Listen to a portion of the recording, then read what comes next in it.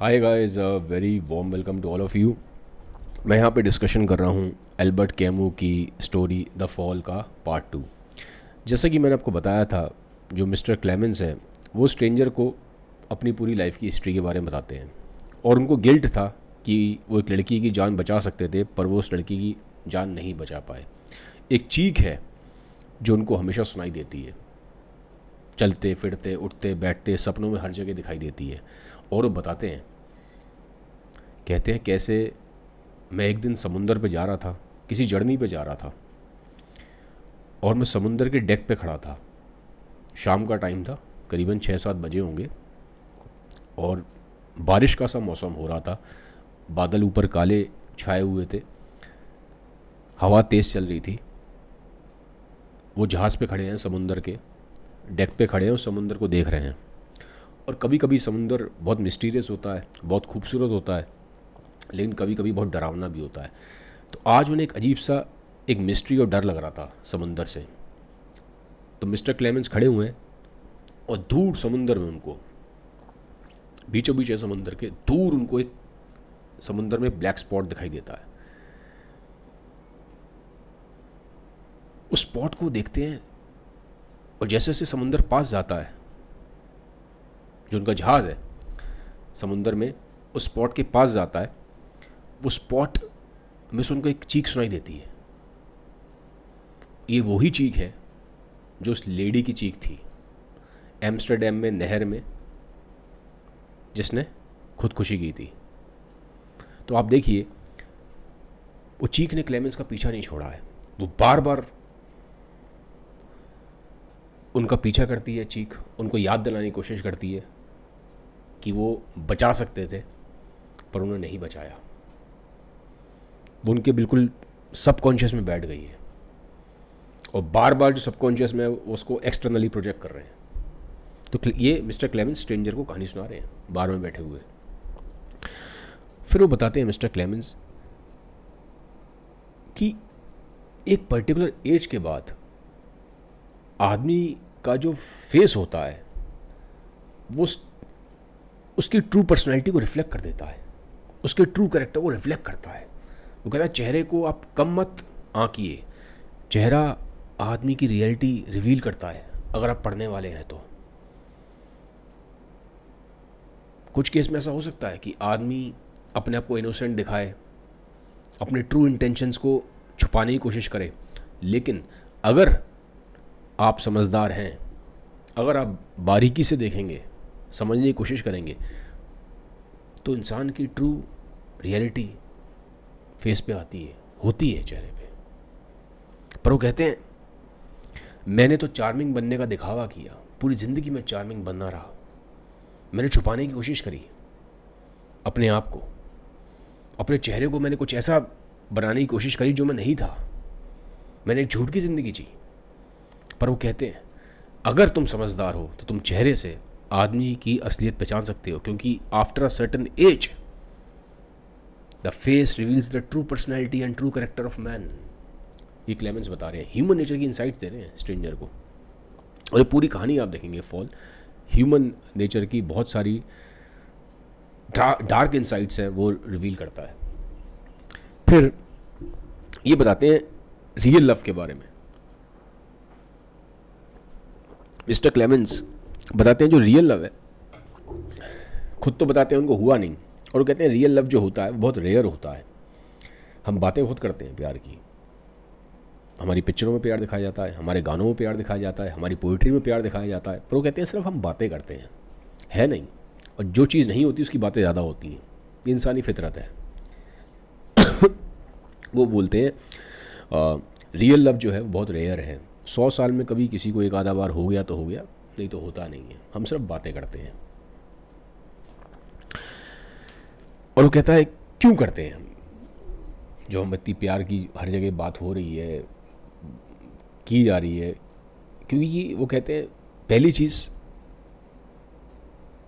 इंसान को अपनी सेल्फ वर्थ पे बड़ा डाउट है। उसके अंदर इनसिक्योरिटीज़ ही बहुत है, खालीपन बहुत है, तो उसको भरने के लिए वो प्यार की बातें करता है। और ज़िंदगी में प्यार की बहुत कमी है। वो चाहता है कि कोई कोई उसको प्यार करे, उसको वर्दी फील कराए, क्योंकि इंटरनल अंदर से वो उसके अंदर वर्दीनेस की कमी है। जब तक कोई उसे प्यार नहीं करेगा उसको फील नहीं होगा कि वो वर्दी है, इसीलिए वो प्यार की बातें करता है। दूसरा, वो बोर है, क्योंकि हम जिंदगी से बोर हैं तो हम प्यार की बातें करते हैं। ऐसा मिस्टर क्लेमेंस बताते हैं स्ट्रेंजर को। लेकिन वो कहते हैं रियल लव होता नहीं है, रेयर है, 100 साल में एक आध बार हो जाए तो हो जाए। फिर मिस्टर क्लेमेंस बताते हैं आप कुछ भी कर लीजिए लोगों के लिए, कुछ भी कर लीजिए, कितनी भी आप बातें करें, कितने ही बड़े बड़े आप एक्शंस लें, कितने ही बड़े बड़े आप काम करें, लेकिन इंसान को आपकी फितरत पे हमेशा डाउट रहेगा। लोगों को आपकी इंटेंशंस पे हमेशा डाउट रहेगा। सिर्फ और सिर्फ आपकी जो डेथ है उसके बाद लोग कन्विंस होते हैं कि हाँ यार ये आदमी सच में सही था।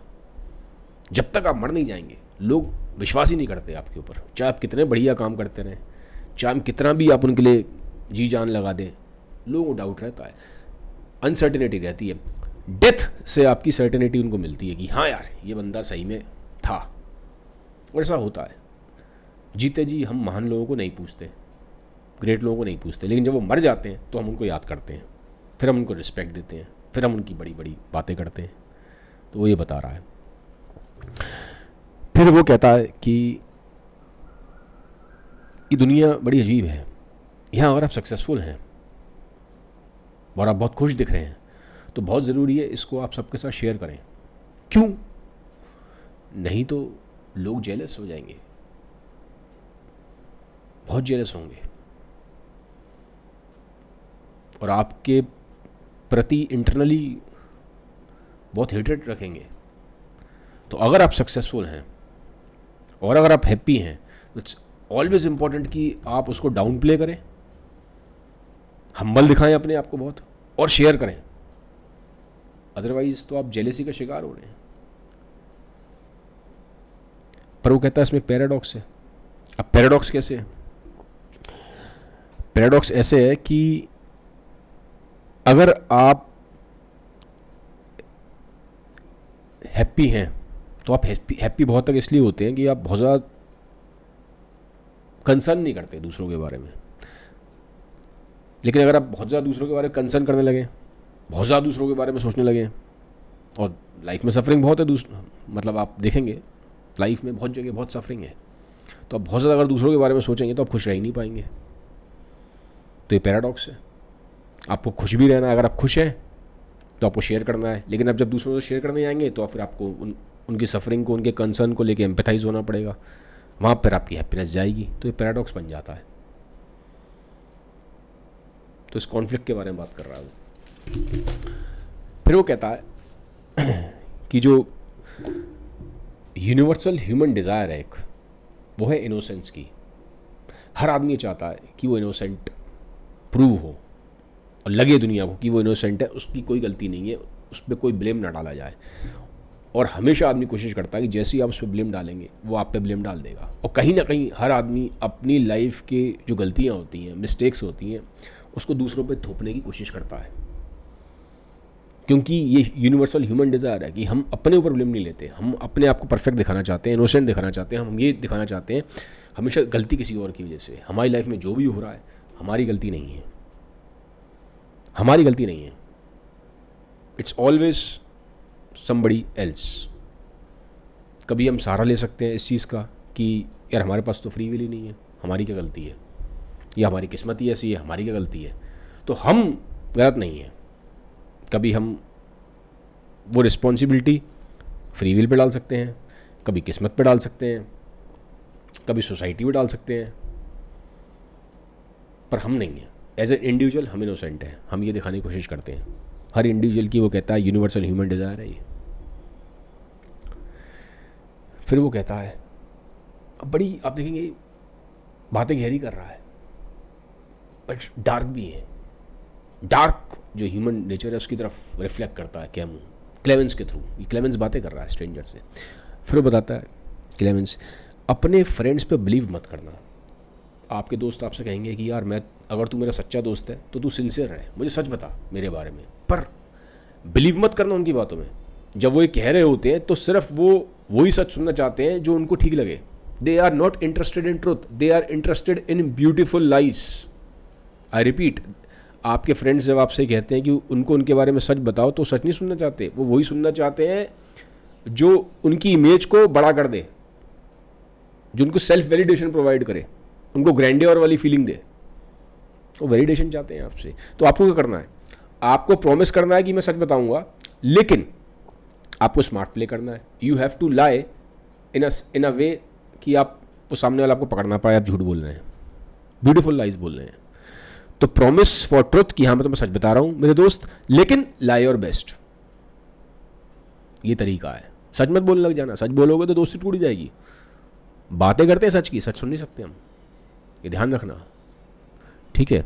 तो इस सिंसियरिटी के पॉइंट पे यहाँ पे कैमू क्वेश्चन उठा रहा है कि जब हम बात करते हैं कि हम सिंसियर रहना चाहते हैं, बहुत ट्रूथफुल रहना चाहते हैं, वो कहता है सब बातें हैं, प्रैक्टिकल रियल वर्ल्ड में अप्लाई नहीं हो रहा है। इस तरह से बता रहा है। इनफैक्ट जो बहुत क्लोज फ्रेंड है, बहुत रियल फ्रेंड्स जो अपने आप को बोलते हैं, वहाँ भी नहीं अप्लाई हो रहा,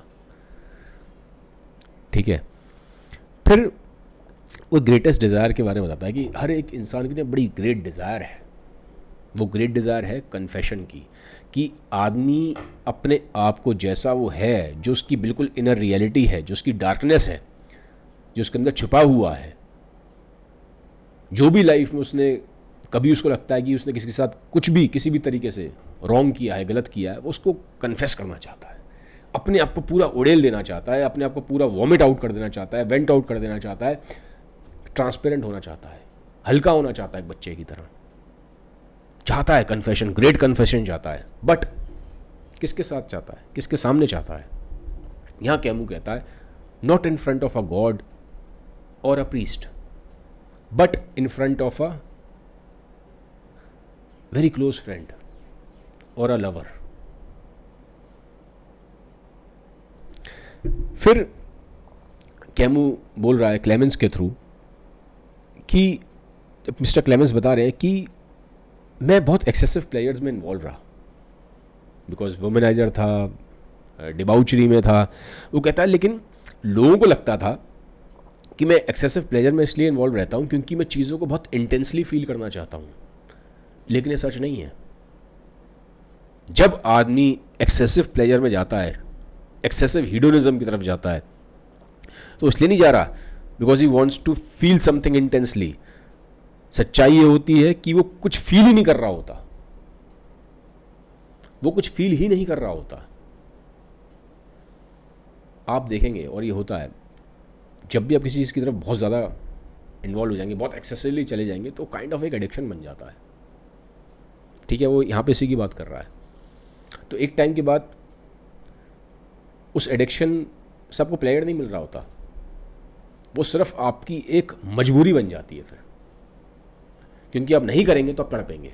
फॉर एग्जांपल जैसे कि आप देखें किसी इंसान को अनफॉर्चुनेटली मान लीजिए एडिक्शन है अल्कोहल का, ठीक है, हार्डकोर कोई अल्कोहलिक है, तो आप देखेंगे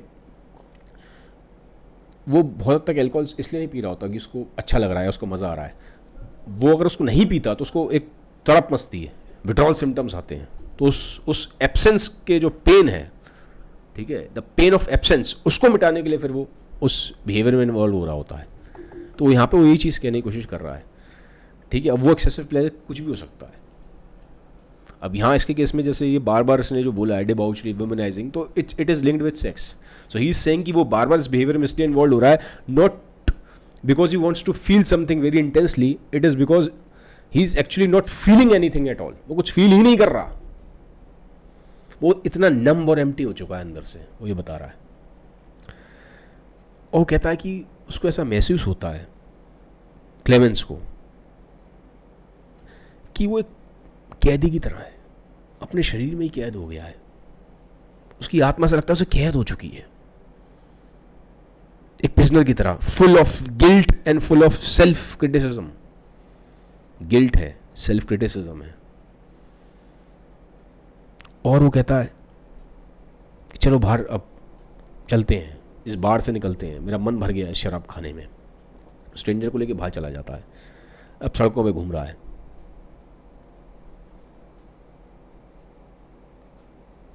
ठीक है, पेरिस की सड़कों में घूम रहा है। अब रात का टाइम है, वो कहता है कोई होता नहीं है, खाली स्ट्रेंजर के साथ है। वो कहता है तुमने कभी ये लोनलीनेस फील करी है?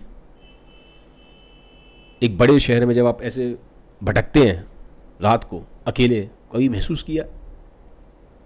मैंने महसूस किया, मैं तो रोज ये ज़िंदगी जी रहा हूँ यहाँ। The feeling of being lonely, wandering in cities, big cities like this, Paris at night. Have you ever felt that, my friend? Stranger को बोल रहा है, मैंने महसूस किया है।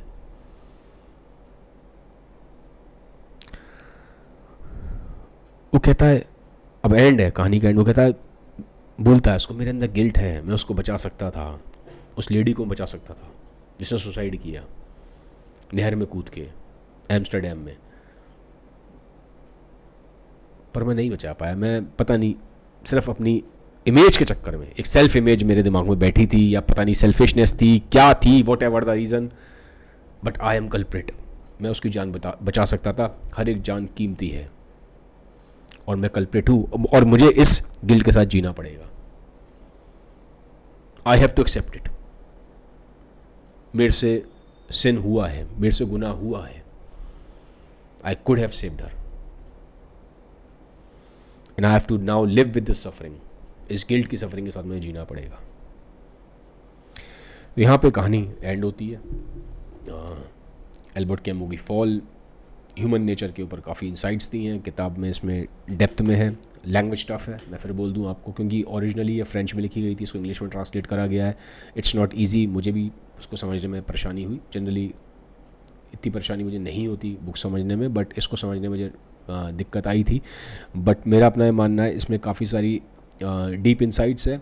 और एक बात ये भी सच है कि कैमू को पढ़ते टाइम बहुत बार मुझे डॉस्टोवस्की की याद आई, और उसका रीज़न ये भी है कि बहुत तक कैमू डॉस्टोवस्की से इंस्पायर्ड थे। डॉस्टोवस्की से बहुत सारे राइटर्स हैं जो मैंने देखा है जो इंस्पायर्ड रहे हैं, उनकी राइटिंग्स में मुझे बार बार डॉस्टोवस्की की झलक दिखाई देती है। ठीक है, तो एग्जिस्टेंशियल राइटर है, तो ऑब्वियसली जो एग्जिस्टेंशियल राइटिंग करता है वो कहीं ना कहीं उसने डॉस्टोवस्की को तो पढ़ा ही होता है, और कैमू तो जैसे है ही है, डॉस्टोवस्की से इंस्पायर्ड थे, उनके वर्क से इंस्पायर्ड थे। तो इन एन ऑल एक ह्यूमन नेचर के ऊपर काफ़ी डीप रिफ्लेक्शंस हैं, स्पेशली जो एक डार्क रियलिटी है ह्यूमन नेचर की, उसको उन्होंने मैं बोलूँगा एक स्टोरी फॉर्म में दिखाया और अच्छे तरीके से दिखाया है। तो कैसा लगा वीडियो मुझे कमेंट सेक्शन में बताइए। अगर वीडियो आपको अच्छे लगते हैं तो काइंडली आपसे रिक्वेस्ट है इसको सबके साथ शेयर करें। Have a nice day, bye bye, take care, thank you.